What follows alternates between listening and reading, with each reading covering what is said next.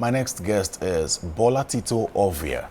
She is one of the co-founders of Helium Health, a tech company which is solving problems in Nigeria's healthcare system, known not only for its weakness and fragility, but also its inefficiency, owing to its manual processes, fragmentation, and a lack of data. If you need any evidence, simply visit the file room of any public hospital and see if that doesn't convince you.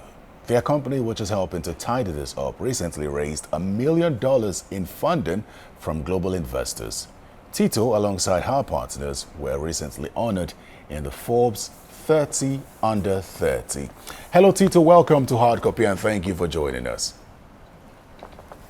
Thank you for having me. First of all, I'd like to say congratulations on being inducted into the 30 Under 30 club. It must have felt really good. I guess it did, but not everybody's looking for me.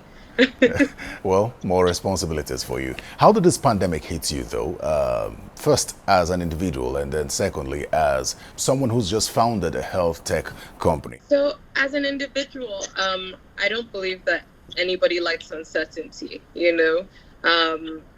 The idea that all of a sudden, the choices you might have had before to want to go out and interact with friends and family, even just as little as your first reaction is to shake somebody's hand, that you're now restricted from doing that.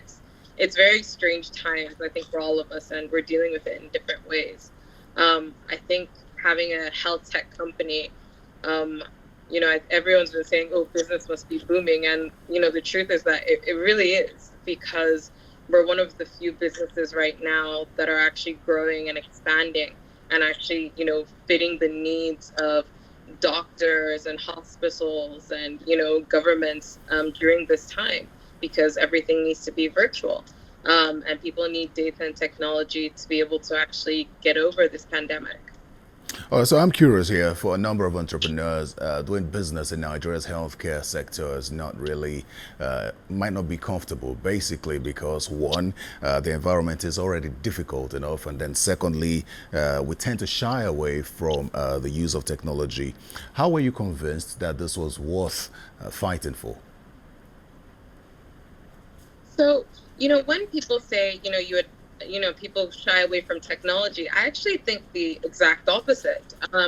If you look at different industries, take the banking and finance sector, you're able to go to a market, transfer straight away, either through USSD or through the app, and, pay for your goods and walk away.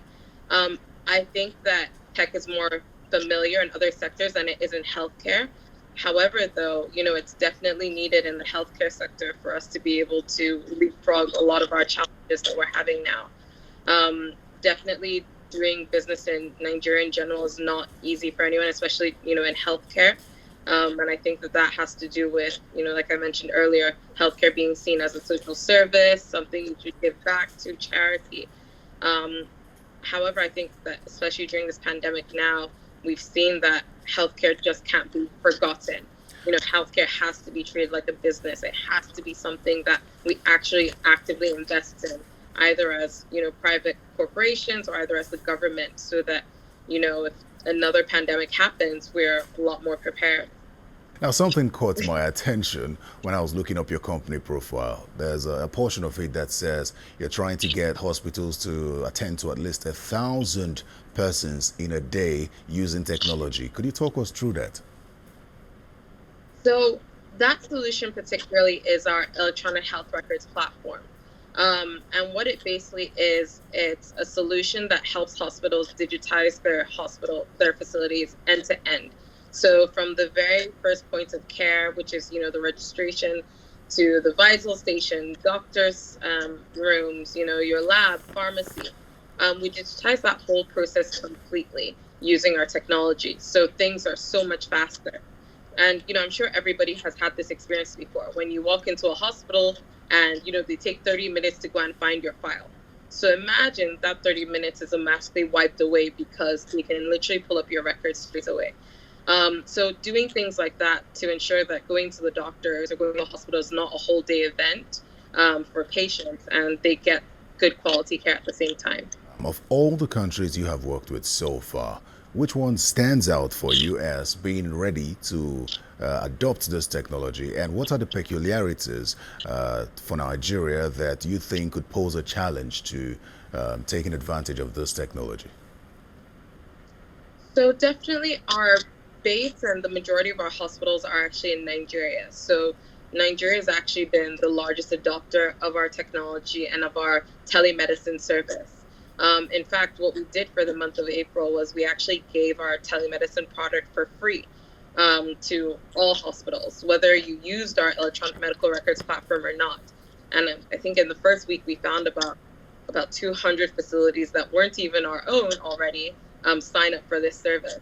So, you've seen that a lot of people have been, quick to adopt our solution. A lot of hospitals, slight challenges that we face are, the regular challenges, power, internet, things like that, would affect any service, not just, a healthcare tech service. And of course, we help and advise on, type of devices and, possible internet providers in your area, just because we've had that experience before. But yeah, all you need is your smartphone to be able to actually use our telemedicine service and internet. So that's it. We cannot deny the challenges that we go through with the internet providers here and how difficult it is to access the internet here. Also, not forgetting that most of the hospitals in Nigeria still operate manually. Is this not going to be a challenge for you? So our biggest challenge when we actually, launch our business in any hospital is paper. Paper, we say, is our biggest competitor here. I think that a lot of people just don't know the service providers that possibly work in their area. One of the things we do is that, especially for hospitals that aren't in an area with good internet, we actually have an offline service as well. So which this means is that, you can have a small server, which can be, a refurbished laptop, very cheap. And that's where we actually deploy your solution. So when your internet goes off, you can actually continue working no matter what. So work doesn't stop. And then once you then have your internet, the information then syncs back up to the cloud and is then saved for you. So we also have workarounds to be able to fix, certain infrastructural issues that we find. All right, just before I let you go, the United Nations Development Program is calling for innovation at this time, going with the saying, never waste a crisis. You have seen firsthand some of the challenges associated with Nigeria's healthcare system. If we are to take this, the comment of the United Nations as far as not wasting this crisis is concerned, how do you see Nigeria coming out of this? Or what are some of the changes that you hope to see? So, I believe that what COVID-19 has basically shown us, and it's shown everybody, is, the true capacity of our healthcare system. There's no hiding it. There's no pretending anymore. Everybody, I believe, is now fully aware of where we lack. So post COVID-19, I believe that you're going to see our governments actually investing more in healthcare, and how it actually affects our economies. Businesses have literally come to a standstill and to a halt just because we're trying to be able to build up our capacity as a nation to ensure that we can actually continue. That's not good for any country to actually have a lockdown and come to a halt.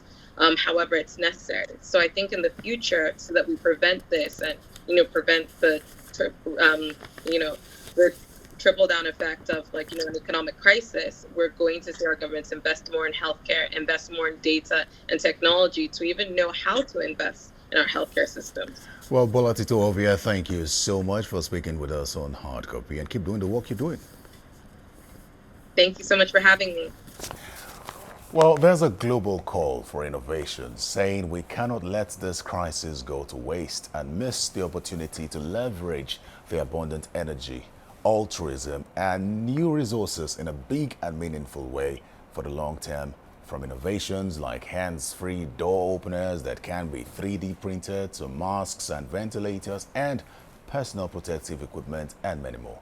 Governments all over the world are encouraged to strengthen investments in health, research, and development. Nigeria should not be left behind. It's also important to learn from every situation that presents itself. Are we learning? Thanks for watching. I'm Terry Ikumi. Goodbye.